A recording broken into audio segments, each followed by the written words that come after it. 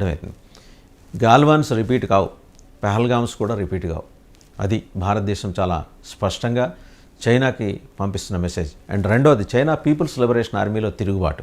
9 మంది generals already వాళ్ళ ధిక్కార స్వరాన్ని వినిపించడంతో జీ జిన్పింగ్ ఉడికిపోతున్నాడు లోపల, ఎలా దాన్ని అణిచేయాలని. And China People's Liberation Army ఓపెన్గా జీ జిన్పింగ్కి సందేశం ఇచ్చింది.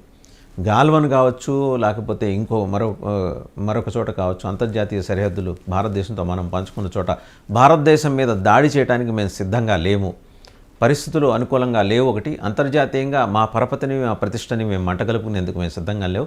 ముందర మీ అవినీతిని మీరు కడుక్కోండి అని చెప్పి జీ జిన్పింగ్ని కడిగి పారేసింది పీపుల్స్ లిబరేషన్ ఆర్మీ. సో ఒక స్పష్టమైన వైరుధ్యం అక్కడ కనిపించింది. జిన్పింగ్ ఆర్మీ ఆయన చేతుల్లో లేదు, జిన్పింగ్ జనరల్స్ ఆయన చేతుల్లో లేరు. ఏ రోజునో అక్కడ అంతర్గత సంక్షోభం ఒక్కసారి అణుబాంబు మాదిరి బద్దలయ్యి జీ జిన్పింగ్ సీటు కింద మంట పుట్టినా ఆశ్చర్యపోనక్కర్లేదు. జీ జిన్పింగ్ని వెనక్కి